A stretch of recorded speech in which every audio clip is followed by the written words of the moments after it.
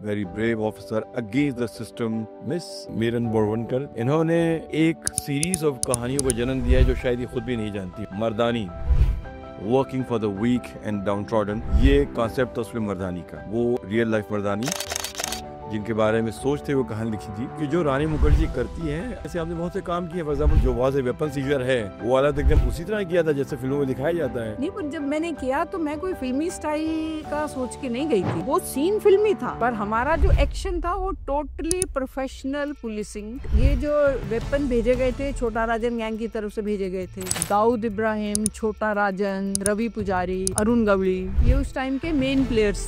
Every professional trick I won't share with you. 1980s का जो district police है 100% mail है। आप एक लेडी आईपीएस ऑफिसर भेज रहे हैं, वो कैसे उसे मैनेज करेगी? उन्होंने यहाँ तक कहा था कि हम हैं ना इसकी मदद के लिए, मुझे आपकी मदद की जरूरत ही नहीं पड़ेगी। फिर आपके मीडिया के फ्रेंड्स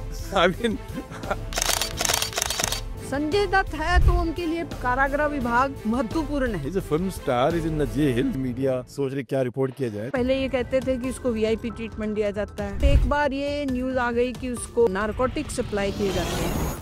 मैं 70 पुरुषों में एक में महिला अधिकारी। एक आज 200 IPS officer under training Hyderabad में हैं। कितनी महिलाएं हैं? कितनी है? 58 वुमेन। जो मैसेज आपकी ऑडियंस में महिलाएं हैं ना, तो उनको ये जानना चाहिए, don't give up. Don't give up.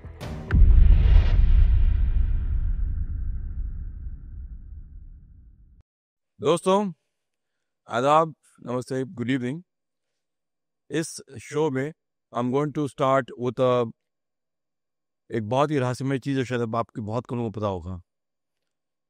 Miss Meeran Borwankar जो मेरी आज की मेहमान है, इन्होंने एक सीरीज ऑफ कहानियों को जन्म दिया है जो शायद ये खुद भी नहीं जानती होंगी। मर्दानी फिल्म जो है जब लिखी गई थी, उस कहानी को कंसीव किया गया था। Meeran Borwankar was the inspiration behind the story. एक जियाली officer, very brave officer against the system, working for the weak and downtrodden, ये कॉन्सेप्ट था उसमें मर्दानी का। वो रियल लाइफ मर्दानी जिनके बारे में सोचते हुए कहानी लिखी थी। और आप लोगों को देख लें, पहले एपिसोड में उन्होंने मुझे क्रेडिट भी दिया है कि हुसैन ज़ैदी और विभा सिंह ने वो कॉन्सेप्ट जो इंट्रोड्यूस किया था। तो वहाँ से मर्दानी सीरीज़ की आज 3 फिल्म बन चुकी हैं और रियल लाइफ मर्दानी मेरे सामने है। मीरन बोरवनकर, आपका बहुत बहुत स्वागत है। धन्यवाद। आपने कभी फिल्में देखी हैं? आपको पता है कि आपके ऊपर फिल्में बन चुकी हैं, आप प्रेरणा स्रोत हैं उन फिल्मों का? तो एक बार रानी मुखर्जी जो थी, वो जब पहली मर्दानी बनी तो वो मेरे ऑफिस में आई थी प्रमोट करने के लिए जी तो उनको बहुत ये नाखुशी हुई थी कि मैंने ये नहीं देखी। जी वो मैंने नेक्स्ट डे डिसाइड किया मैं वो देखने जाऊंगी। जी तो जब मैं देख रही थी, जी मैंने अपनी बुक में लिखा है कि वो जो फिल्म स्टूडियो का मैनेजर था वो मुझे ढूंढता है और मुझे बोल रहा है कि ये जो पिक्चर है मर्दानी, ये आप पे बनी है। जी। तब I mean I have an idea. How you feel कि मर्दानी जो है वो आप पे बनाई गई, और कैसा लगा आपको कि even when you in service आपके ऊपर जो है एक कहानी सोची गई, बनाई गई और अब तो वाकई फ्रेंचाइज हो गई है वो? नहीं, ऐसा है कि उसमें एक लेडी पुलिस ऑफिसर का जो इमेज या रोल है वो लिया गया है। जी बट मैं तो इंडियन पुलिस सर्विस की हूँ, ऑफिसर आईपीएस की। yes, तो हम जो उसमें जो फील्ड लेवल एक्शन दिखाया गया है जी वो हम नहीं करते हैं। जी बट हमारी जो फाइट अगेंस्ट ह्यूमन ट्रैफिकिंग है जी और महिलाओं को और यंग लड़कियों को जो इसमें रैकेट में फंसाया जाता है, जी उसमें से जो निकालने की जो कोशिश है, जो संघर्ष है, जी वो सत्य है और वो हम करते हैं। एक्चुअली वो प्रॉब्लम ये है कि फिल्म इंडस्ट्री में लोग थोड़ा सा वो जो डिस्टिंक्शन होता है बिटवीन आईपीएस लेवल ऑफिसर्स और जो ग्राउंड लेवल ऑफिसर्स, वो थोड़ा समझते नहीं है। उनको आईपीएस का और दूसरा फ़र्क नहीं महसूस होता। तो बेसिकली वो चाहते थे कि एक ग्राउंड लेवल की ऑफिसर हो जो ये करे। तो but you were the clearly the inspiration, आप उसकी प्रेरणा स्रोत थी और आपको देख के और समझ के बनाई गई थी। तो लेकिन आपने जो ऐसे बहुत से काम किए, मैं सवाल यही उठाने जा रहा था कि जो रानी मुखर्जी करती है अपने आप पे, ऐसे आपने बहुत से काम किए। फॉर एग्जाम्पल मुझे नावा शेवा की जो गन जो वॉज ए वेपन सीजर है, वो वाला तो एकदम आपने जाके एकदम उसी तरह किया था जैसे फिल्मों में दिखाया जाता है, या आप चली गई और आपने? नहीं, पर जब मैंने किया तो मैं कोई फिल्मी स्टाइल का सोच के नहीं गई थी। वो एक बहुत सीरियस इशू था। जब लैंडिंग की इन्फॉर्मेशन आई हमें कि इतने बड़े पैमाने पे ऑटोमेटिक वेपन्स जो हैं और फॉरेन मेड गन्स रिवॉल्वर्स भेजे गए हैं। जी। सो मेरे लिए तो एक बहुत सीरियस क्वेश्चन। तो डिटेल में बताइए ना कैसे वाकया हुआ, लोगों को शायद पता ही होगा हमारे ऑडियंस को कि क्या इंसिडेंट था वो। तो आपके ऑडियंस के लिए अब मैं नाम नहीं लूंगी, हमारे खुद के शॉप शूटर से जिनका इन्फॉर्मेशन बहुत करेक्ट निकलता था, जी तो उनका एक दिन रात को फोन आया था कि मुझे इन्फॉर्मेशन है और मैं जा रहा हूँ। जी तो इन्फॉर्मेशन इतना सीरियस था, जैसे मैंने आपको बताया, तो मैंने सोचा अरे मैं भी जाऊंगी। जी तो हमारी जो ऑफिसर्स जो ऑन फील्ड ड्यूटी होते हैं, हमारे पास तो 24 घंटे गाड़ी होती है, तो मैंने ड्राइवर स्टाफ लिया और हम भी चल दिए। उसमें वो जो वेपन्स थे वो एक्चुअली नवा शेवा पोर्ट में जी। भेजे गए थे, जी और मेरा जो ड्राइवर था मुंबई पुलिस का था, उसे नवा शेवा पोर्ट तक ले जाना ही कठिन हुआ। हम रास्ते में एक बार रास्ता ही भूल गए। अच्छा। तो उसमें एक इंटरेस्टिंग ये है कि जब एक मोटरसाइकिल वाले को हमने पकड़ा कि नवा शेवा पोर्ट तक ले जाओ, जी और हमें वो ले गया, तो मैंने उसको 100 रुपीज टिप देने की कोशिश की। तो उस अंधेरी रात में उसने कहा अरे आप सबकी मदद करते हैं तो हम आपकी मदद एक बार की तो क्या। जी आई फेल वेरी गुड। जी और जब वेपन्स निकले जी तो आप सोचिए वो गोंद के बड़े बड़े ड्रम्स, जी पहले हमें कंटेनर ना मिले, फिर जब मिला तो उसमें तो सिर्फ गम निकले, जी और फिर जब बूंद में से जब ऑफिसर्स हाथ डाल के जी निकाल रहे थे गन्स, जी रिवॉल्वर्स जी और आर्म्स एंड एम्यूनिशन, जी वो सीन फिल्मी था, जी। पर हमारा जो एक्शन था वो टोटली प्रोफेशनल पुलिसिंग। पर आप अकेली थी ना जब आप गई थी, तो जो सिटी पुलिस आप अकेली थी, आपकी पूरी टीम तो आपके साथ गई नहीं थी। टीम अलग आ रही थी, बट जी। The plus point was that I was only one in uniform. अच्छा। तो नवा शेवा पोर्ट के जो गार्ड्स थे, जी वो क्राइम ब्रांच के ऑफिसर्स को सिविल में देखकर, सिविल ऑर्डिनरी आपके जो पहनने जैसे आपने, जी वो तो गेट्स ही नहीं खोल रहे थे। अच्छा। बट एक बार मेरा यूनिफॉर्म, मेरी गाड़ी, रेड लाइट देखी, और जब मैंने उनसे बहस की, जी मैंने रियलाइज कि okay she is a police officer, IG rank officer. तो उन्होंने खोल दिया फिर गेट। तो you were in Mumbai crime branch at that time. So आपको जब बॉम्बे में जॉइंट कमिश्नर बनी पहली मर्तबा, उस पद पे, उस पोस्ट पे आपसे पहले कोई भी लेडी पुलिस ऑफिसर नहीं बनी थी, कैसा लगा आपको?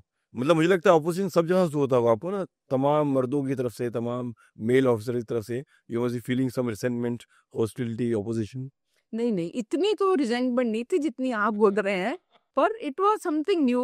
और एक्चुअली मैं भी बहुत हैप्पीली सेटल्ड इन पुणे थी, मेरा परिवार वहाँ था, और मैंने यही, जब मुझे फोन आया, हमारे कमिश्नर, मुंबई के कमिश्नर उस टाइम के थे, कि आप मुंबई में ज्वाइंट कमिश्नर बन के आएंगी, तो मैंने सोचा था अगर इन्होंने एडमिन का जॉब दिया तो मैं तो नहीं लेने वाली। जी जब उन्होंने बोला joint CP crime, it was the I felt it was the biggest challenge for me, जी और मैंने इमीडिएटली एक्सेप्ट कर लिया। जी बट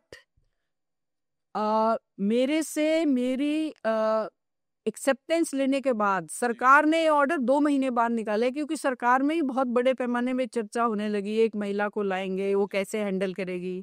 उन दिनों इनकाउंटर्स बहुत होते थे, and crime branch is a totally macho kind of organisation.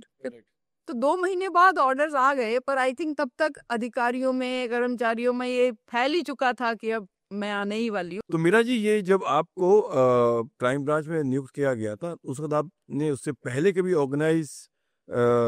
World organise crime के खिलाफ आपने ऐसी कोई जंग या कोई जद्दोजहद की थी कोई पोस्ट में? हाँ बिल्कुल, मैं उससे पहले 2 साल डीसीपी पोर्ट थी, जी और मुंबई के पोर्ट ट्रस्ट में इतने बड़े पैमाने पे चोरियां होती थी जी कि जब पहले 6 महीने मुझे समझने में ही लग गए। जी तो एक यहाँ का एक न्यूज़पेपर था, आपका आफ्टरनून का न्यूज़पेपर, उसने इतना बड़ा हेडलाइन दिया था कि direct IPS officer brought to control prevent port thefts has failed. अच्छा। तो पोर्ट का भी जो क्राइम है वो बहुत बड़े पैमाने पे ऑर्गेनाइज क्राइम था। But dog thefts, basically they want to dog thefts. Okay, yeah but organised. अच्छा। उसके बाद जब मैं डीसीपी जोन 4 थी, जी। जोन 4 में, तो माहिम, माटुंगा, चेंबूर, यहाँ पे आपके सारे जो गैंगस्टर्स थे, वरदराजन मुदलियार जी, तो इनसे कभी साबिता हुआ आपका वर्धा से, उसकी गैंग से कभी? नहीं उससे नहीं हुआ, बट एक इंसिडेंट जो मैंने कोट भी किया है मेरी बुक में, जी एक बार मुझे सुबह सुबह जी एक फोन आया, उसका नाम अभी मैं भूल रही हूँ, उसने कहा कि मैं वरदराजन का उस टाइम का राइट हैंड मैन था, there is no doubt about it. उसने कहा कि आपका ड्राइवर मेरे पास आया 2,000 रुपए मांग रहा है, और ये कब की बात है, 1987 के आसपास। ओके तो मैंने कहा क्यों आया है, अब मुझे नहीं पता वो पैसे मांग रहा है, दूं या ना दूं। जी। तो मैंने कहा बिल्कुल मत दो, उसको जूते मारो, भेजो बाहर। अच्छा तो उसने कहा देखिए ये क्रिमिनल है, पर जी। उसने कहा मुझे आपसे यही उम्मीद थी। जी तो नेक्स्ट डे मैंने चेक किया, मेरा driver had proceeded on some emergency leave, उसके घर में कोई प्रॉब्लम था, जी और ये एक नया ड्राइवर मेरी गाड़ी पे आया था, और उसने पहले दिन ही जाके पैसे गोला करने का, इकट्ठा करने का शुरुआत किया। तो ऐसा भी होता है। यानी उसने आते ही फौरन सोचा कि आपके नाम पर रौब इस्तेमाल करें और थोड़े से पैसे बनाए जाएं, तो आपने उसको निकाल दिया फौरन। हाँ बिल्कुल। तो वर्धा से आपका कभी डायरेक्ट इंटरेक्शन नहीं हुआ? Never, it's only on the phone. तो जब आप जॉइंट कमिश्नर क्राइम जब बन के आई हैं आप, उस वक्त 2005 में तो बॉम्बे में पूरी तरह से ऑर्गेनाइज क्राइम फैल चुका था। It was like city was almost under grip of gangs. तो कैसे आपने एक स्ट्रेटजी बनाई, क्या किया आपने, क्या सोचा कि इनको कैसे वन बाय वन कम करूंगी, मैं क्या करूंगी?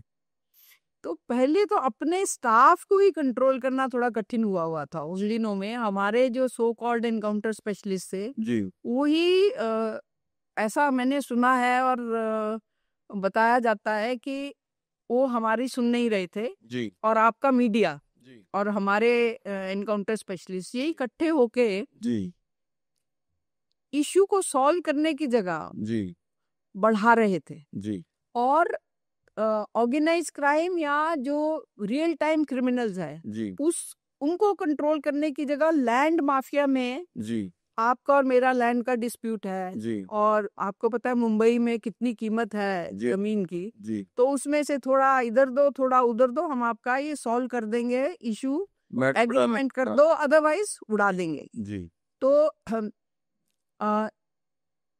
गुनेगारों को, संगठित गुनेगारी को, ऑर्गेनाइज क्राइम को समझना, जी अपने ऑफिसर्स को ऑन ट्रैक लाना जी कि आपका काम सिविल डिस्प्यूट्स में पड़ने का नहीं है, जी लैंड इश्यूज में आप नहीं जाएंगे, जी आप जो है क्राइम को, और अंडर क्लोज सुपरविजन। जी एंड आई मस्ट से मेरी टीम बहुत अच्छी थी। जी डीसीपी कमलाकर थे, दाते जो आजकल एनआईए के चीफ हैं जी वो थे।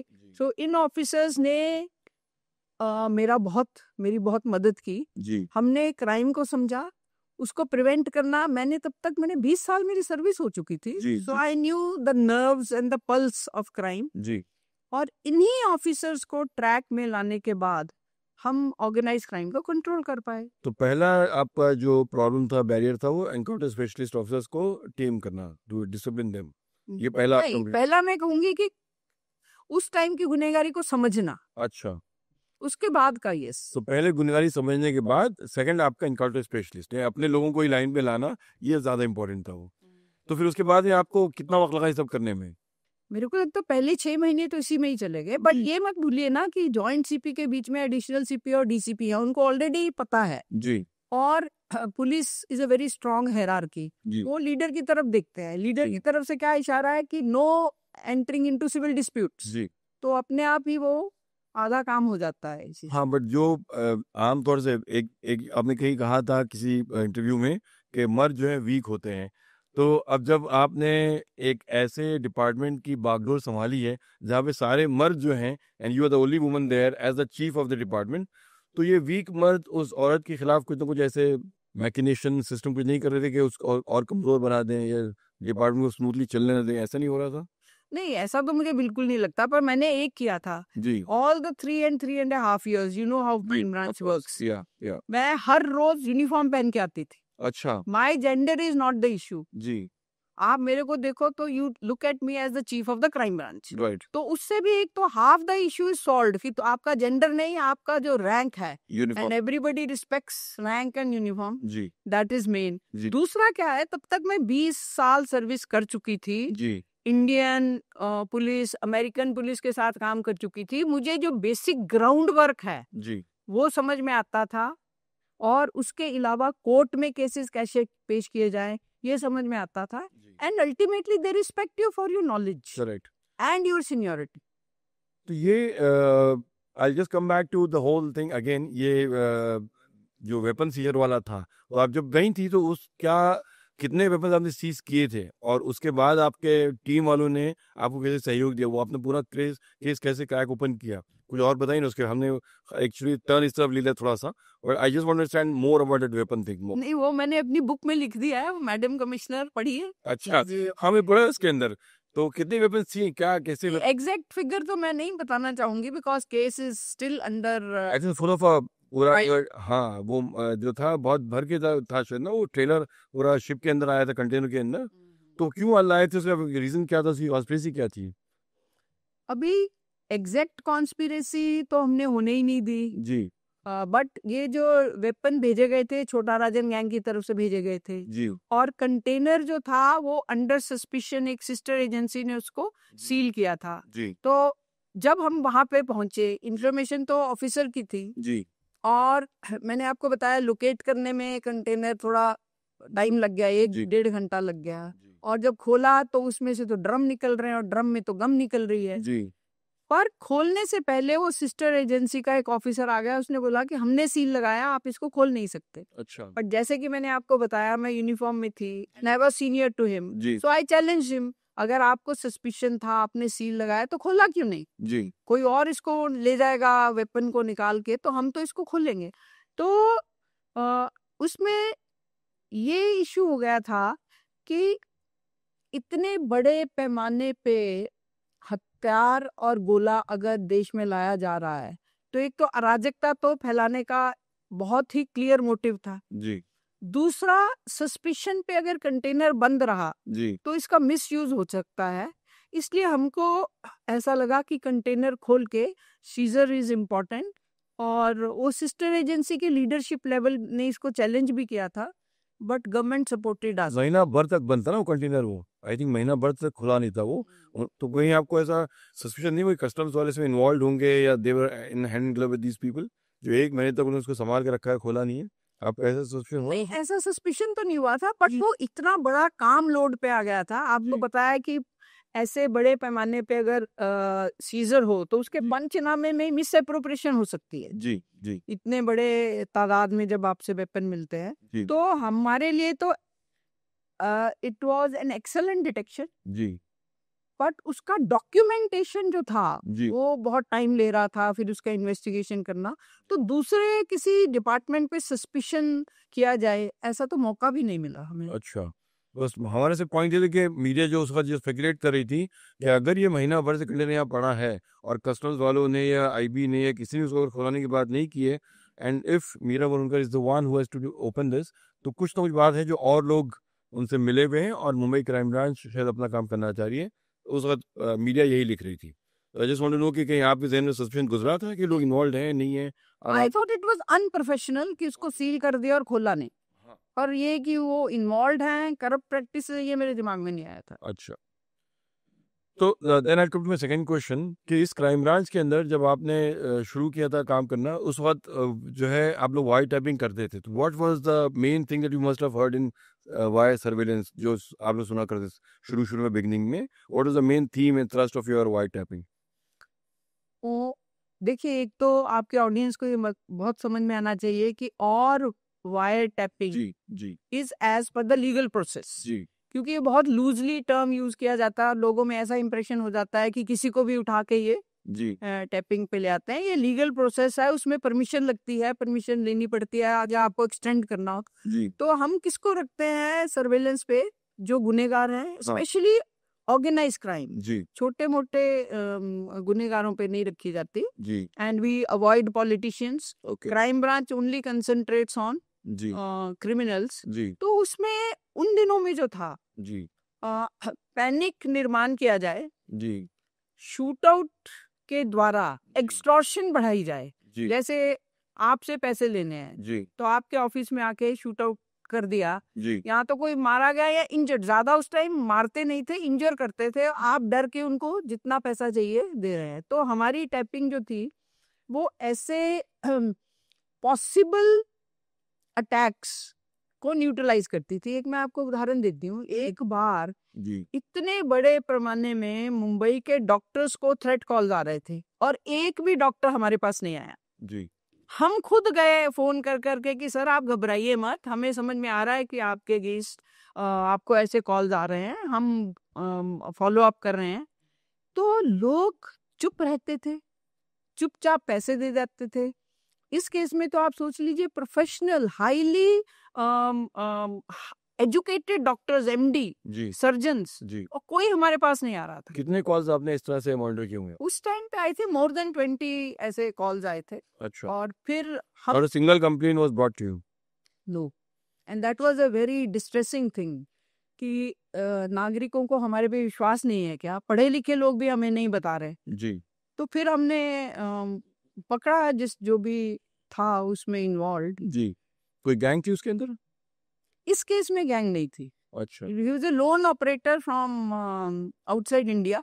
Outside India? हाँ, and he was extorting money from doctors? Yes. तो डॉक्टर से पे किया था, मतलब कुछ डॉक्टर से, मतलब दे सकम टू द एक्सटॉर्शन कॉल? अभी तक नहीं किया था, क्योंकि जैसे ही कॉल आते थे हम पहुंच जाते थे डॉक्टर्स के पास, हमारे ऑफिसर्स पहुंच जाते। तो बेसिकली हुआ ये था कि जो हमने उस जमाने में देखा था कि चूंकि खबरी नेटवर्क थोड़ा पुलिस से नाराज होकर कट गया था, दूर हो गया था, तो पुलिस ने तब सोचा था कि उनको वायर टैपिंग करना चाहिए सर्वेलेंस के लिए, not for any other reason, but उनको लग रहा था कि this was the best way to avoid any untoward incident उस जमाने में शहर के। इसलिए मुझे लगा था कि आप लोग वायर टैपिंग ज़्यादा कर रहे थे, because even CIA and FBI are also doing all that. The idea was to stop organise crime. तो वाज दैट द रीजन?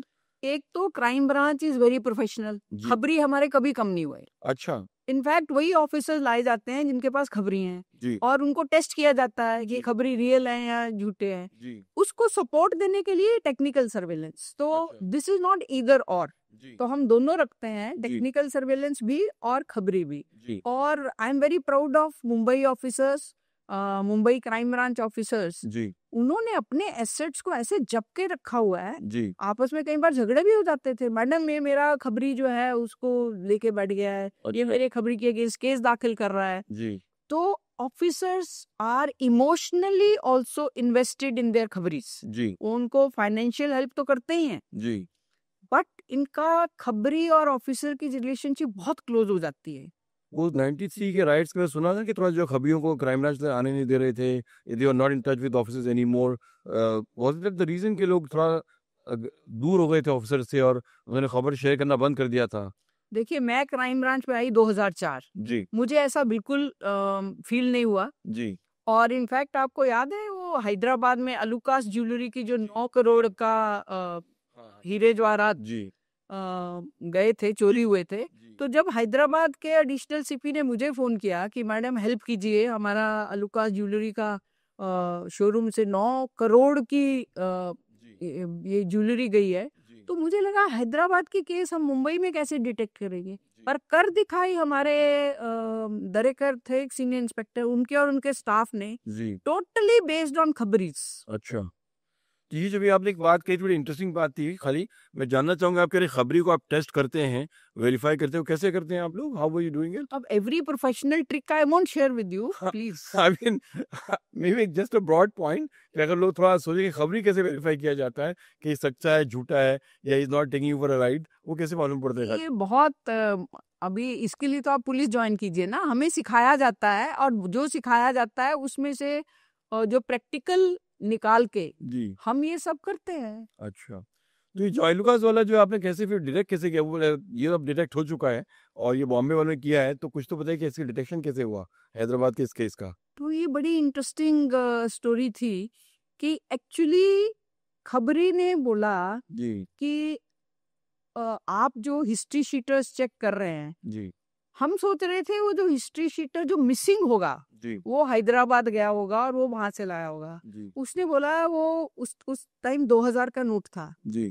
कि आप जिसको ढूंढ रहे हैं वो तो 2000 का नोट बार्स में जी। ऐसे फेंक रहा है। अच्छा।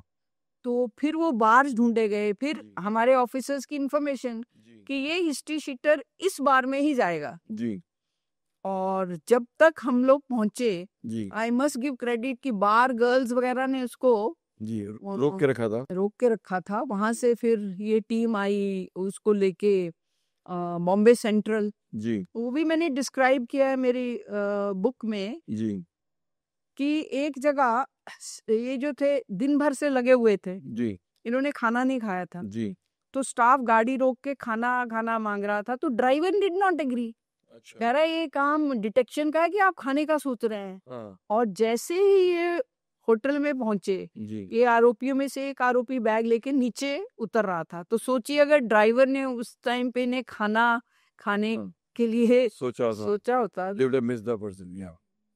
तो जब आप पहली पोस्टिंग आपको मिली एज अ वुमन एसपी या वुमन डीसीपी, आपको किस तरह के चैलेंजेस फेस किए आपने उस वक्त में? आप कुछ याद है आपको? नहीं, देखिए ऐसा है कि मैं नासिक और कोल्हापुर करके मुंबई जब आई तो मैंने 2 जोन्स कर ली, जी पोर्ट भी कर लिया और जोन 4 भी कर लिया, जी। और मैंने क्राइम ब्रांच का प्रिवेंटिव भी कर लिया। जी तो मेरी एक ऐसी इच्छा थी कि मुझे इंडिपेंडेंट डिस्ट्रिक्ट पुलिस चीफ, जिसको हम एसपी बोलते हैं या सीनियर एसपी बोलते हैं, वो पोस्ट दी जाए। जी तो जब हमारे कमिश्नर थे पहले मुंबई के, वो तब जी। तक डीजी बन चुके थे, तो मैंने उनसे रिक्वेस्ट किया। जी उन्होंने मुझे बोला कि मुझे पुलिस चीफ बनाया जाए। ये फाइल 2 बार वो चीफ मिनिस्टर साहब के पास भेज चुके हैं, जी और हर बार वो फाइल, जी। बाकी सब प्रपोजल्स एक्सेप्ट हो जाते हैं, सिर्फ मुझे ही इंडिपेंडेंट डिस्ट्रिक्ट नहीं दिया जा रहा। क्यों? क्योंकि आप महिला हैं।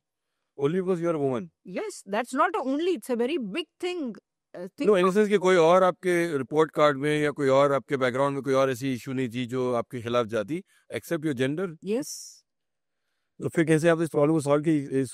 ये तो सीएम वाज नॉट बैड, जी बट उनका क्या कहना था कि देखिए 1980s का जो डिस्ट्रिक्ट पुलिस है 100% मेल है, जी आप एक लेडी आईपीएस ऑफिसर भेज रहे हैं, वो कैसे उसे मैनेज करेगी? जी उन्होंने यहाँ तक कहा था कि अगर मुंबई में कोई प्रॉब्लम होती है इसकी जोन में, पोर्ट में, जोन 4 में, तो हम हैं ना इसकी मदद के लिए, जी वहाँ इसकी मदद कौन करेगा? जी तो मैंने कहा था सर मैंने 11 साल पुलिस में निकाल लिए हैं, मुझे पुलिस का काम अच्छे से समझता है, जी मुझे आपकी मदद की जरूरत ही नहीं पड़ेगी। जी। तो एकदम स्टन्ड साइलेंस, अच्छा और एज ए चैलेंज मुझे भेजा गया औरंगाबाद। अच्छा। औरंगाबाद डिस्ट्रिक्ट उस टाइम कम्युनली बहुत सेंसिटिव था। कौन से साल की बात है ये? ये 1990, अच्छा और वहाँ बहुत दंगे हो रहे थे। जी तो महिला ऑफिसर है, मांग रही है, दे दो, देखते हैं कैसे करेगी। अच्छा again full credit to the officers who worked with me, और जो औरंगाबाद के नागरिक थे, जी। इतना सपोर्ट मिला जी कि विदाउट एनी इश्यू मैंने अपना पुलिस चीफ का काम किया। और आज ये परिस्थिति है, आपके ऑडियंस को समझना चाहिए कि महाराष्ट्र में हर महिला आईपीएस अधिकारी को इंडिपेंडेंट जिला दिया जा रहा है। अच्छा तो जो ये मन में शंका थी कि महिलाएं पुलिस में कैसे काम करेंगी, एक और मैं आपको बताऊं, जी 1981 जो मेरा batch of Indian police service है, जी। मैं 70 पुरुषों में 1 में महिला अधिकारी थी। एक अच्छा आज सोचिए, जी आज 200 IPS officers under training Hyderabad में हैं। जी। कितनी महिलाएं हैं? कितनी है? 58, 58 women. Wow, So more than this, 25%। yes, so this is the positive change which India has seen, जी or this must be known to your audience. सही बात है। तो ये कैन वी से कि उसके कुछ हद तक श्रेय आपको जाता है कि आप लोगों से इंस्पायर किए अपने काम से, अपने चीज़ों से, कि लोगों को लगा कि ज़्यादा से ज़्यादा महिलाओं को डिपार्टमेंट में जाना चाहिए, पुलिस में भर्ती होना चाहिए। So महाराष्ट्र के लिए मेरी थोड़ी बहुत ये है कंट्रीब्यूशन, जी बट आपने किरण बेदी मैडम का नाम सुना होगा दिल्ली में, और हर स्टेट में जो पहली पहली महिलाएं गई, जी जब तक उन्होंने कर नहीं दिखाया जी तब तक महिलाओं को जिले या पुलिस स्टेशन नहीं दिए जाते थे। जी। अब जिला भी दिया जाता है और पुलिस स्टेशन भी दिया जाता है। तो उन 70 लोगों के साथ जो 1981 बैच में, how did you manage and survive and succeed? Didn't you face any kind of discouragement or any kind of demoralization with those 70 people? Every day they used to say तुम वापस जाओ, पुलिस महिलाओं के लिए ठीक नहीं है, ये तुम कहाँ आ गई? आपके ट्रेनर्स कहते थे? नहीं, ट्रेनर्स चुप रहते थे जी क्योंकि तब तक 15-16 महिला आईपीएस ऑफिसर्स निकल चुकी थी एकेडमी से, जी और मेरे साथ के जो यंग 70 मेन, जी वो very strongly they resented my, मैंने अपनी बुक में लिखा है एक एपिसोड। जी मेरे पिताजी पुलिस में थे, पंजाब पुलिस में, जी तो हमारे घर में एक .22 राइफल रखी होती थी जिसको मैं प्रैक्टिस करती थी। जी and by the way I was better than my brothers. अच्छा कोई मेरा ऐसे ठीक चलता था हाथ। जी तो एक बार नेशनल पुलिस एकेडमी में जब पहली बार हमें फायरिंग रेंज पे लेके गए, जी खूब पहले वो ड्राई ड्रिल जी कि आप कैसा हथियार को कैसे संभालेंगे, कैसे उसको यूज करेंगे, जी इतना सिखाते हैं कि बोर कर देते हैं। जी और जब फायरिंग रेंज में लेके गए तो सब डर गए, क्योंकि एक्चुअल फायरिंग जो है वो इजी नहीं है। जी मैंने अच्छी फायरिंग जब की तो मेरे साथ का जो आईपीएस ऑफिसर अंडर ट्रेनिंग था, वो बोलता है सर ये तो इसका फ्लूक है, जी गलती से लग गया होगा, इसको बोलो दोबारा फायरिंग करे। अच्छा तो हमारे उस्ताद ने कहा सर जी हम 10 साल से देख रहे हैं महिलाओं के हाथ पुरुषों के हाथों से ज्यादा स्थिर होते हैं। हम्म तो ये है कि 70 पुरुष अगर मुझे रिजेंट करते थे जी presence of a lady officer, हमारे उस्ताद लोग जी वो बहुत कमिटेड थे। और ये भी मैं कहना मांगूंगी, क्लैरिफाई करना मांगूंगी कि वो 70 मुझे रिजेंट नहीं करते थे, पर उसमें बहुत ऐसे हम तो वही सोचा 70 के 70 कैसे रिजेंट कर रहे थे, may be a section but Yes. हाँ बट उस्ताद जो थे, जी मैं तो इतनी वो नहीं थी, स्ट्रांग नहीं थी, जी पर बाय द टाइम मैं एकेडमी से निकली जी तो रॉक क्लाइंबिंग, हॉर्स राइडिंग खैर मुझे पहले से आती थी बचपन से, जी और सर्वाइवल नाइट्स, जी रोप क्लाइंबिंग, जी ऑब्स्टिकल, सब में मुझे बहुत अच्छी ट्रेनिंग दी गई थी। और जी आईपीएस ट्रेनिंग टफ है बट बहुत इंटरेस्टिंग भी। जी तो उसके बाद जब आपने अपना बैच कंप्लीट किया तो आपके कोई प्रोमिनेंट ऑफिसर्स थे जो आपके दोस्त बने, जो बाद में आपने अपने उनके साथ काम किया और आपकी उन लोगों को याद आता था किस तरह से आपके चैलेंजेस फेस किए थे आपने आपके बैचमेट्स के साथ में? अरे अभी भी हमारा जो व्हाट्सएप ग्रुप का है उस पर बहुत बार डिस्कशन होती है। अच्छा अब भी होती है इतने 1981 के बाद 2025 यानी इतने सालों के बाद भी आप लोग आज उसको याद करते डिस्कस करते हैं? बिल्कुल। तो वो इंसिडेंट बताइए जो आपने किताब में लिखा है कि how there was an accident and you have to lose your hair और बिकॉज ऑफ दैट इंसिडेंट, वो कैसा लगा हो आपके लिए? तो और ज्यादा डिमोरलाइजेशन हो गया उसके अंदर।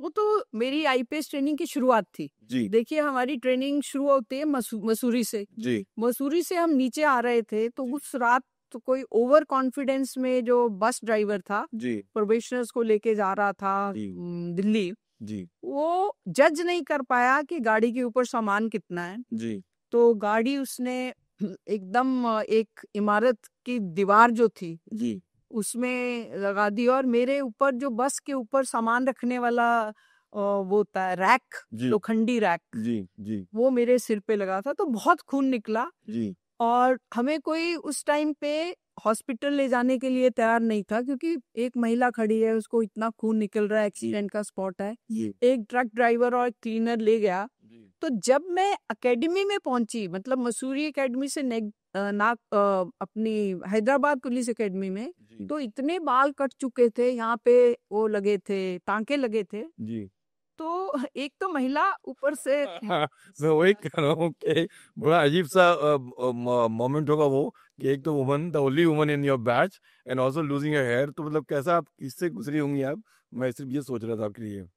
तो then how did you overcome that problem? क्या हुआ आपने, मतलब did you wear a cap or how do you manage to beat that odd?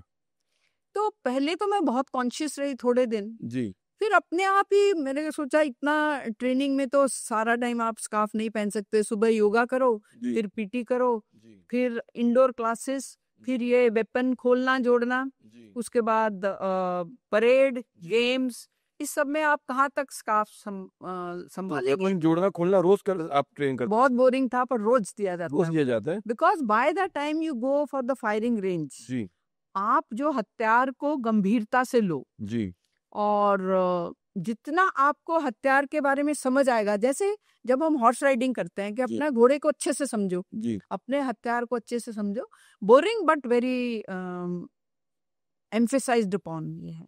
तो ये जो आप करती थी मतलब उसमें I think speed was something which matters ना, ऐसा तो कितने फास्ट कर सकती हैं, और आपकी पर्सनल स्पीड क्या थी, आपका पर्सनल बेस्ट क्या था उसके अंदर? मैं बोर्ड हो जाती थी, तो मैं कोई बहुत ज्यादा इसमें अच्छी नहीं थी खोलने जोड़ने में, पर जो मैसेज आपकी ऑडियंस में महिलाएं हैं ना, जी तो उनको ये जानना चाहिए, don't give up, don't give up. Even if men laugh at you, जी और दूसरे लोग आपको डिस्करेज कर रहे हैं, जी आप हर ऐसा काम जो आपको पहले मुश्किल लगता है आप कर सकती हैं, आप जी अगर उस पर जुटी रहें तो। जी बहुत बढ़िया, बहुत अच्छा संदेश दिया आपने। एंड आई थिंक ये सारी महिलाएं जो देख रही होंगी, they will of course get inspired by this message of yours. तो अब महिलाओं की बात हो गई तो वैसे मैं जानना चाह रहा हूँ, मैंने किताब लिखी है माफिया क्वींस ऑफ मुंबई, तो मैं जानना चाह रहा था कि how are women criminals different from male criminals. आपने ऐसे कुछ महिलाएं क्रिमिनल के साथ में इंटरेक्शन हुआ है जो आपने देखा ये अलग होती हैं या इनको कैसे हैंडल करना चाहिए, वो बताइए ना कुछ, जरा मुझे इंटरेस्टिंग लगे हो हम लोगों को। बहुत शार्प होती। अच्छा जब मैं यंग डीसीपी थी जी तो एक लड़की हमने आरोपी, महिला आरोपी पकड़ी, उसके बारे में मैंने लिखा नहीं, पर आपने पूछा तो मुझे ख्याल आया। जी उसको एक ब्यूटी सैलून से पकड़ के लाए दादर पुलिस स्टेशन के ऑफिसर्स। जी वो क्या करती थी, दादर या सेंट्रल मुंबई की ऐसी कपड़ों की दुकान या ज्वेलरी की दुकान देखती थी जहां एक एंट्रेंस का दरवाजा है और एक एग्जिट का है। अच्छा दो तरफ के वो दरवाजे जहां है उन्हीं को टारगेट करती थी। अच्छा और जब हमने उसको अरेस्ट किया और जब उसके घर गए, जी उसके पास जो कपड़े थे, जो ड्रेसेस थे, जी मैं तो कभी दिमाग में भी नहीं सोच सकती थी कि मैं अफोर्ड कर सकती हूँ। अच्छा इतने उसने अच्छे कपड़े। सब चुराए हुए। और जिस दिन पकड़ा, बेस्ट नेल पॉलिशेस, जी। So well turned out. जी इतने अच्छे कपड़े पहन के जाती थी। आपसे बोलेगी ज्वेलरी शॉप से मुझे ये ज्वेलरी खरीदनी है, इधर उधर ट्राई करेगी। और ज्वेलर्स या कपड़े वाले शॉपकीपर्स वुड नेवर सस्पेक्ट जी कि ये इंग्लिश स्पीकिंग। अच्छा, और वो she she was young, she was in late 20s। अच्छा और फिर वो बस, क्योंकि वो पहले ये देखती थी कि एंट्रेंस का दरवाजा कहाँ, एग्जिट का है, जी कैसे एग्जिट करती थी, देखते ही रह जाते थे। उसने मेरे ख्याल 13-14 केसेस कर दिए थे। अच्छा और जब हर कंप्लेंट में जी उसकी डिस्क्रिप्शन एक ही मिलती थी, जी तो आप जो बोल रहे हैं कि हमारे ऑफिसर्स के इन्फॉर्मेंट्स, जी जी उनको टैप किया गया। उन्होंने फिर ये लड़की जब हमने पकड़ी, she was sitting in the beauty salon जी and getting more beautified okay to commit more crimes. अच्छा। तो उस वक्त सीसीटीवी कैमरास नहीं होते थे या नहीं, ये नहीं, काम बड़े बड़ी दुकानों में, क्या उस पर ट्रैक कर सकें और किसी को देख, उन दिनों में नहीं थे। उस जमाने में नहीं थे। तो ऐसी इसके जैसी ये महिला की जैसे कोई और महिलाएं थी अपराधी जो ऑर्गेनाइज क्राइम में, अगर आपने कभी उनका सामना किया हो? ऑर्गेनाइज क्राइम में इतनी नहीं मेरे लिए। क्योंकि आमतौर से जो माफिया क्वींस भी हैं बॉम्बे में भी, ऐसी बहुत सी औरतें थी जो इन्वॉल्व थी, जिनाबाई दारोवाली और पापा मन्नी। तो हसीना प्रकार के साथ भी एक इंसिडेंट आपका है जो आपको शायद याद होगा कि फाइनली मीडिया ने ये भी लिखा था कि आप हसीना प्रकार को नहीं अरेस्ट करना चाह रही थी and that's why you were transferred. वो क्या इंसिडेंट था, बताइए ना।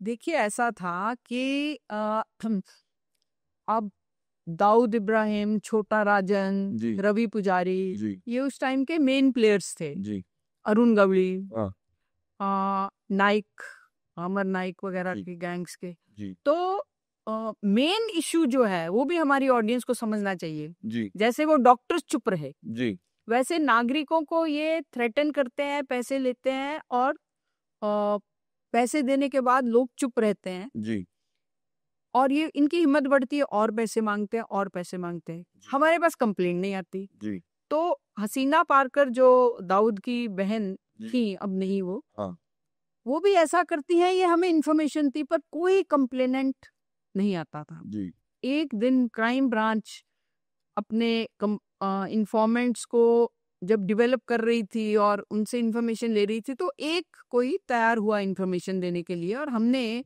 बहुत जोश में आके, बहुत खुशी से, चलो आज कोई तो नागरिक सामने आया, उसकी कंप्लेंट ली। इधर कंप्लेंट ली कि उधर लीक हो गई इन्फॉर्मेशन, और वो हसीना पारकर फरार हो गई। जी तो हमने as our way we work, हमने स्पेशल टीम्स बनाई। जी वो टीम्स तो अभी उसको ढूंढ नहीं पा रही, जी उसके फोन सर्वेलेंस पे लगाए। जी तो फोन में एक जगह वो बोल रही है जी कि ये मीरा बोरवनकर मेरे बहुत पीछे पड़ी है, इसकी ट्रांसफर के लिए जी स्पेशल नमाज अच्छा, कराओ। ये स्पेशल पूजा होती है तो स्पेशल नमाज पढ़ाओ जी, ताकि इसका ट्रांसफर हो जाए। हाँ, फिर और ये तो हम उसके पीछे लगे हैं, और वो कह रही है कि इसकी ट्रांसफर कराओ। और उधर मीडिया में आ गया, front page times of India और मुंबई मिरर में जी कि मीरा बोरवणकर बोल रही है गो स्लो ऑन हसीना पारकर। अच्छा मुझे इतना गुस्सा आया, जी मैंने दोनों पेपर में लिखा कि आप इसको करेक्शन दो। जी तो टाइम्स ऑफ इंडिया ने फर्स्ट पेज पे नहीं, जिसपे न्यूज थी कि Meera says go slow on Haseena Parkar, पर थर्ड पेज पे कहीं दे दी। जी मुंबई मिरर ने शायद नहीं दी। जी मैंने दोनों न्यूज़पेपर्स को कोर्ट में लिया, जी दोनों के अगेंस्ट केस किया। जी मेरी बदली पूना हो गई। जी पुणे से मैं सीआईडी में थी, मैं जब भी डेट होती थी जी तो मैं मुंबई कोर्ट में आके बैठती थी। जी बहुत बार ऑफिसर्स को बहुत एम्बेरसिंग लगता था, हमारी मैडम क्राइम ब्रांच की चीफ और यहाँ आके बैठी हुई है एक फिरियादी की तरह। जी अल्टीमेटली इन दोनों न्यूज़पेपर को फ्रंट पेज पे जी अपोलोजाइज करना पड़ा विद माय फोटोग्राफ, जी क्योंकि दे कुड नॉट प्रूव जी that I had said go slow. जी। तो सर ये आपके मीडिया के लिए लेसन है कि आप, हम जो काम करने वाले अधिकारी हैं, जी। हमें मोटिवेट करने की जगह प्लीज डीमोटिवेट तो मत कीजिए। ऐसा कभी कभी मीडिया कर लेती है मैम, वो गलती में आई थी, ओवर एंथुसियाज्म में ऐसा हो जाता है। तो मैं जानना चाह रहा था कि जब आप जेल में थी, I think was that the first ever woman officer being the in charge of jails prisons in Maharashtra. Yes. So how was your experience as the prison head? आपके कुछ आपको इंटरेस्टिंग इंसिडेंट्स याद होंगे जमाने के? अरे इंटरेस्टिंग तो उस टाइम तो संजय दत्त था ना। अच्छा पर हाँ, पर आप प्रोफेशनली बात कीजिए तो जितना महाराष्ट्र या इंडिया का पुलिसमैन या पुलिस वुमेन ओवरवर्क्ड है, जी प्रिजन स्टाफ भी उतना ही ओवरवर्क्ड है। अच्छा एक मेरी ये ऑब्जर्वेशन है। जी दूसरा, मुझे कभी आरोपी से डर नहीं लगा। जी मैं बिन धड़क प्रिजन में, कारागृह में जाती थी, उनसे इंटरेक्ट करती थी, क्योंकि 90% जो आरोपी है जी वो इमोशनल या लैंड डिस्प्यूट में जी कुछ ऐसा कर बैठा है जिसकी वजह से वो आज कारागृह में है। जी तो मुझे एक बहुत लगता है कि हम कहते हैं कि इनका पुनर्वसन कीजिए, जी इनको रिहैबिलिटेट कीजिए, परंतु उतना रिस्पांस हमें सोसाइटी से नहीं मिलता। उन्हें लगता है जैसे हर आरोपी खतरनाक है। जी वो मुझे लगा एक करेक्ट नहीं है। दूसरा, मुझे ये भी लगा कि फिर आपके मीडिया के फ्रेंड्स, जी संजय दत्त है तो उनके लिए कारागृह विभाग महत्वपूर्ण है। He's a film star, is in the jail, so मतलब naturally मीडिया सोच रहे क्या रिपोर्ट किया जाए, तो for them it was a very glossy information, ऐसा था। तो क्या हुआ था वो जेल में, तो संजय दत्त का जो इंटरेक्शन था वो आपके साथ में, हाउ वाज इट? तो एक तो सारा टाइम पहले ये कहते थे कि उसको वीआईपी ट्रीटमेंट दिया जाता है। जी फिर जब एक बार ये न्यूज आ गई कि उसको नारकोटिक सप्लाई किए जाते हैं, जी तो मैंने सोचा कि तो सरप्राइज विजिट करना चाहिए, क्योंकि corruption is a big issue right in all government departments, जी सिर्फ पुलिस या प्रिजन ऐसा नहीं है। तो मुझे लगा अरे कहीं ऐसा ना हो कि इसको रियली ड्रग्स अंदर भेजे जा रहे हैं। जी तो मैंने एक दिन सरप्राइज विजिट दिया, जी फुल यूनिफॉर्म जी और बिना एंट्री किए। हमारे प्रिजन का भी प्रोटोकॉल है। मेरा जो सिक्योरिटी ऑफिसर था वो सारी एंट्री करता रहा और मैं एकदम अंदर गई, बैरिक में उससे मिली। जी तो मुझे ये देख के बहुत अचंभा हुआ, उसने मेरी पूरे जो लाइफ स्टोरी थी, मैं कहाँ पढ़ी हूँ, कहाँ रही हूँ, मेरे पिताजी क्या करते हैं, वो सब निकाल रखी थी। जी और वो मुझे इतनी खुशी से मिला that it was very embarrassing, अच्छा। बट दिस इज द वे।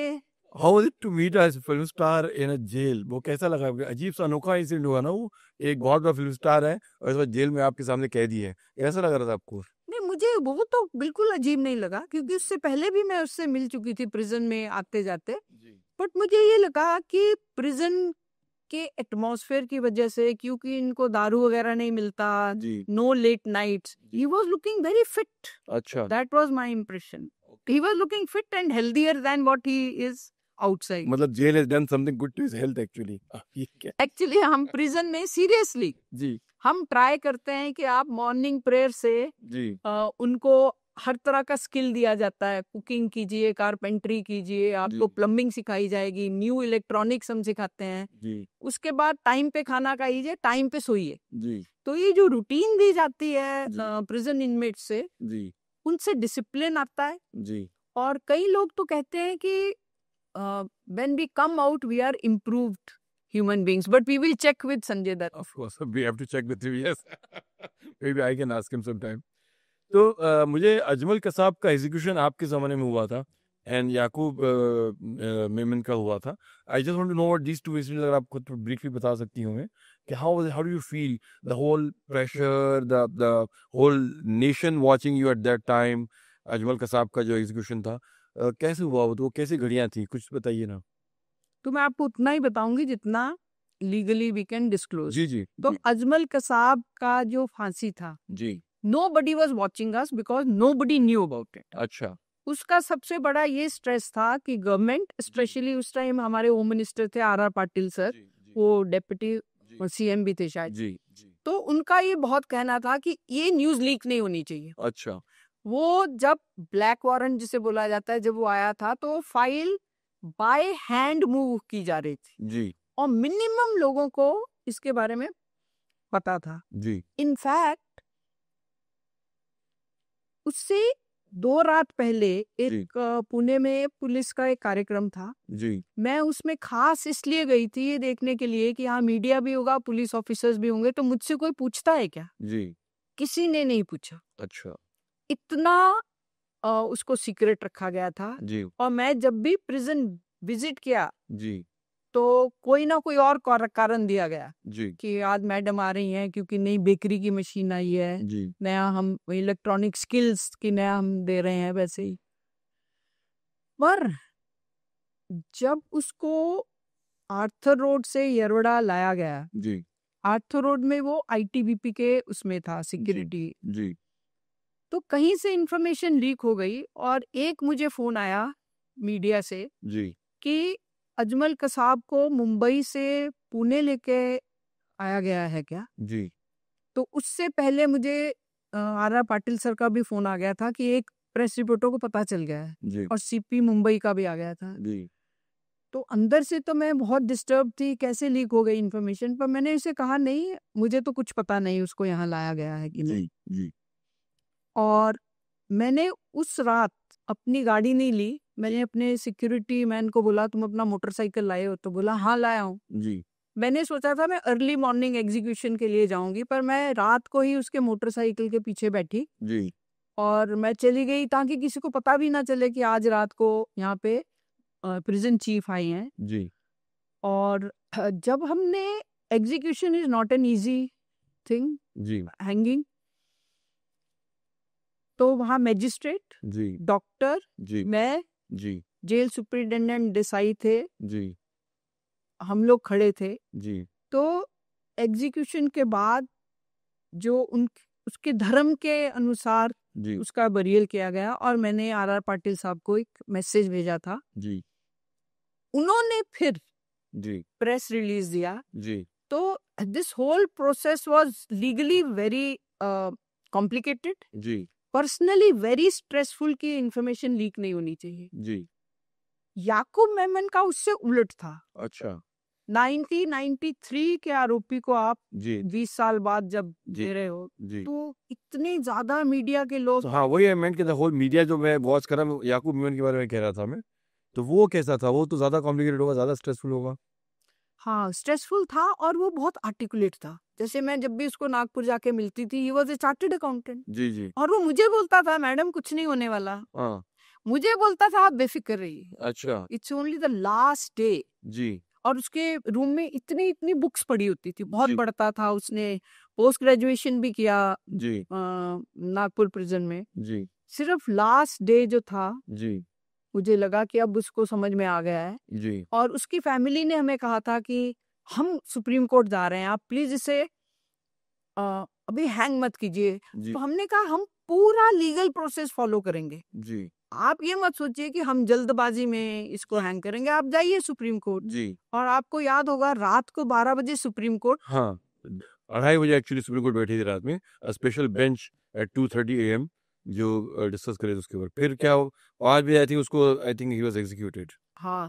तो इसमें हमारे ऑडियंस को ये भी समझ में आना चाहिए कि इट्स ए लीगल प्रोसेस जी. और इसको बहुत जिम्मेवारी से निभाया जाता है. जी. बट उसमें अड़चन क्या आ गई कि जैसे ही हैंगिंग के बाद मैं वापस आ रही थी, एक ऑफिसर दौड़ा आया, मैडम वो तो इन्फॉर्मेशन लीक हो गई है. जी.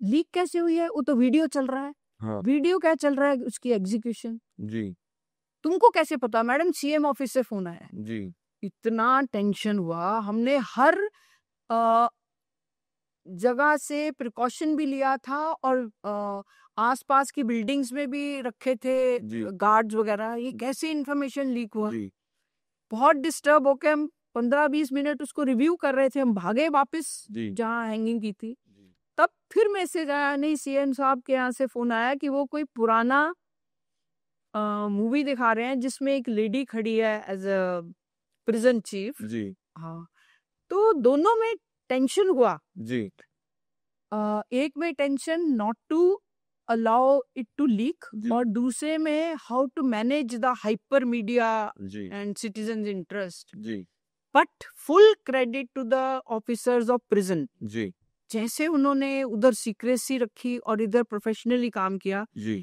तो Maharashtra should be proud of its police officers and proud of its prison officers. तो कुछ याकूब में से जो बातचीत कुछ आपको याद है, कोई खास नोटेबल बातचीत जो आपकी हुई उससे, जो आपके इतना आर्टिकुलेट है, तो क्या बातचीत हुई थी आपके स्कूल में? पढ़ता बहुत था, इंटरेस्टिंग था बात कन्वर्सेशन करने में, और मुझे ही बोलता था मैडम आप बेफिक्र रहिए। अच्छा, तो कोई इंटरेक्शन है, कोई कौन सा आपको याद नहीं आती इसके बारे में? नहीं है, बट मैं ज्यादा बोलना नहीं मांगूंगी। अच्छा, एक इंसिडेंट जो मुझे मतलब आपके बारे में जो मालूम पड़ा, मुझे बहुत अच्छा लगा था कि आई थिंक उसके बाद उसकी बेटी का शायद पासपोर्ट का केस था, जिसमें I think you supported her to get the passport. I think government was not in the favour of giving the passport to her, but आपने शायद एक पॉजिटिव रिपोर्ट दी थी कि why should she not given passport. वो incident आप उसके कुछ बताएंगी? नहीं, मैंने रिपोर्ट नहीं दी थी, पर जब याकूब की मिसेज ने, वाइफ ने मुझे अप्रोच किया, तो मैं तो एकदम स्तंभ रह गई कि अभी कैसे इसको हैंडल किया जाए। जी बट मैंने जब मैं मुंबई आई, मैंने मुंबई पासपोर्ट ऑफिस से चेक किया था, वहाँ एक लेडी ऑफिसर ही थी। उन्होंने कहा कि मैडम हम तो 5-6 बार भेज चुके हैं और ये हमें मिल भी चुकी हैं, जी याकूब की मैडम हमें मिल भी चुकी हैं, पर दिल्ली से नहीं आ रहा। जी तो मैंने फिर दिल्ली से अपॉइंटमेंट लिया। जी मैंने देखा कौन इसको डील करता है, और उनसे मैंने क्लियर टर्म्स में बोल दिया था, जी आप अगर देंगे तो ठीक है, नहीं देंगे अगर कोर्ट में जाएगा। जी इस बच्चे का कोई दोष नहीं। जी अगर इसके पिताजी ने कुछ किया है, गलत किया है, you can't hold this child responsible. जी मैं इतना बोल के स्ट्रांगली वापस आ गई थी, और जी 1 महीने या 15 दिन में जी बच्चे को ये मिल गया था। अच्छा, बहुत बढ़िया। तो कभी आपको ऐसा लगा है कि आपने जो इतना सफ़र तय किया, आपने इतने बढ़िया बढ़िया करियर का, why you have not become police commissioner Mumbai और डायरेक्टर सीबीआई? कुछ पर्टिकुलर रीजंस? नहीं, एक्चुअली रीजंस तो बहुत हो सकते हैं, बट जी मेरे हिसाब से जो ऑफिसर ये ऐसे काम करता है जो उसे ठीक लगे, जी उसमें रिस्क होते हैं। तो मैंने बहुत बार ऐसे रिस्क लिए। आई वॉज नेवर पॉपुलर, जी no political party liked me. जी तो ये तो अच्छी बात है, कोई आपको मतलब ये बता रहा है आप कितनी ईमानदार हैं और अपने काम करने में आप कितनी ज़्यादा। नहीं, ऐसा कोई क्रेडिट लेने की जरूरत नहीं है, पर जो मुझे प्रोफेशनली करेक्ट लगता था, जो मेरी समझ में ठीक लगता था, मैं वैसा करती गई। तो मुझे तो ये हैरानी है कि मुझे पुणे का पुलिस कमिश्नर बना दिया गया, मुझे क्राइम ब्रांच का चीफ बना दिया गया। जी तो जो मुझे मिला उससे मैं खुश हूँ, जो नहीं मिला उसे भूलिए। तो कुछ पावरफुल लोगों को आपने नाराज कर दिया, ऐसा तो नहीं है जिसकी वजह से आपको वो अपॉर्चुनिटी नहीं मिली जो मिल सकती थी? Is it because of that? हो सकता है ना, बिल्कुल। Are you okay to talk about those incidents? No, I am not okay. अच्छा, ठीक है। तो मीरा जी, आपकी जो 2 किताबें, एक्चुअली आपने 3 लिखी हैं, मैडम कमिश्नर और ये 2, तो हमें कुछ इन किताबों के बारे में बताइए ना, क्यों लिखे आपने और क्या रीज़न था इस किताबों के पीछे लिखने का आपका? तो पहली जो बुक मैंने लिखी वो ये लीव्स ऑफ लाइफ, जी ये यूथ के लिए लिखी गई है। जी तो देखिए ऐसा है, जी मैं एक बहुत से छोटे से जगह पढ़ी हूँ। जी फाजिल का नाम का एक तालुका था जो अब जी जिला है पंजाब जी का। जी और मैं कोई इंग्लिश मीडियम स्कूल से नहीं पढ़ी, जी हिंदी मीडियम स्कूल थे, बैठने के लिए बेंच नहीं था, गवर्नमेंट स्कूल था। जी तो वहां से मेरा जो प्रवास शुरू हुआ वो डीजी तक गया, जी डीजी पुलिस तक, आईपीएस। तो मुझे ऐसा लगा कि मैं हिंदी मीडियम में गवर्नमेंट स्कूल में पढ़कर अगर एक सक्सेसफुल ऑफिसर बन सकती हूँ, तो ये जर्नी शेयर करनी चाहिए। वो इसलिए शेयर करनी चाहिए यंग बॉयज एंड गर्ल्स से कि हमारे देश में इंग्लिश ना आने का कॉम्प्लेक्स बहुत है, जी कि मैं इंग्लिश ठीक नहीं बोलती इसलिए मैं कैसे ऊपर जाऊंगी। जी और सबको कॉन्वेंट में ही शिक्षा चाहिए, पढ़ाई चाहिए, क्योंकि उनको लगता है कि गवर्नमेंट स्कूल खराब है। जी मुझे ऐसा लगा जो मैंने ट्रायल एंड एरर से सीखा है जी वो आज अगर मैं बच्चों से शेयर करूं तो मेरा जो कठिनाई का टाइम है शायद वो उससे बच जाए। जी इसलिए बच्चों के लिए मेरी जो जर्नी है वो शेयर की। और मैं आपको बताऊं एक बार क्या हुआ, जी एक चीन देश में कॉन्फ्रेंस थी, तो मैं उस कॉन्फ्रेंस में हरियाणा के डीजी थे और एक दो और सीनियर ऑफिसर्स थे उनके साथ उपस्थित थी। जी तो अचानक इंडिया की प्रिजन पॉलिसी के बारे में प्रश्न आया। तो हरियाणा के डीजी बोले मीरा जवाब दे जवाब दे। तो मैंने उठ के जो मुझे ठीक समझ में आया वो इंग्लिश में जवाब दे दिया। जब मैं बैठी तो मुझे क्या बोलते हैं, कॉन्वेंट में पढ़े लिखे होने का यही फायदा होता है ना, कभी बोला खड़े होके बोल दो तो आप बोल दिए। मैंने कहा सर मैं किसी कॉन्वेंट में नहीं पढ़ी, मैं एक सादे गवर्नमेंट स्कूल में हिंदी मीडियम में पढ़ी हूँ। तो ये उन बच्चों को मोटिवेट करने के लिए एक बुक है और जी। बहुत सक्सेसफुल बुक है। जी ये जो बुक है इसका इंसिडेंट मैंने आपको बताया, इंस्पेक्टर चौगले। जी फिर से बताइए डिटेल में कि ये क्या हुआ, इंस्पेक्टर चौगले के नाम से कैसे लिखा आपने इसको?